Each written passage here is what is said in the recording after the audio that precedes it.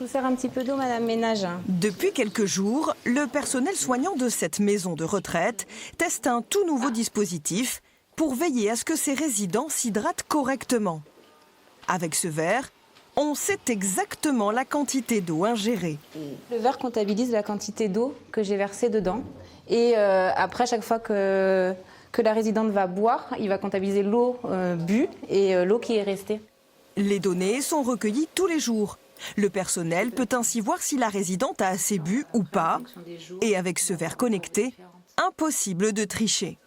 Si la personne, ce qui peut arriver, jette l'eau par terre ou dans un évier, le geste n'est pas le même et là, ce ne sera pas comptabilisé comme de l'eau bue. Les conséquences d'une déshydratation chez les personnes âgées sont importantes. Baisse de l'attention, grande fatigue, troubles cognitifs, qui sont souvent à l'origine des chutes. Avec ce dispositif, la résidence a fait baisser le nombre d'accidents de façon significative. On a réduit le nombre de chutes cette année, on l'a réduit de moitié. C'est-à-dire qu'il y avait énormément de chutes, on a réduit de 50%. Munich, ça vous dit? Oui. Allez, vous y êtes déjà passé là? Bien vieillir, c'est aussi se maintenir en forme. Grâce à ce vélo simulateur de déplacement, cette dame est captivée par l'écran et ne se rend pas compte des efforts qu'elle produit. Est-ce que je peux vous proposer une vidéo sur la montagne? Oui, j'en ai vu une. Ici, les résidents sont sans cesse sollicités.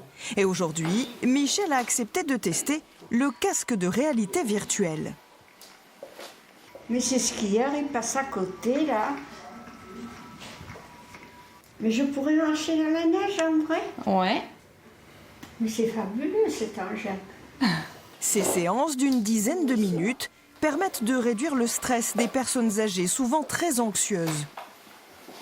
C'est un petit moment de temps qui est inhabituel et qui m'a bien plu.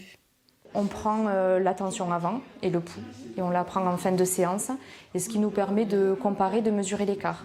Et c'est vrai que jusqu'à présent, on a remarqué que dans la majorité des cas, le pouls diminuait, la tension était bonne aussi, et les résidents verbalisent vraiment un mieux-être.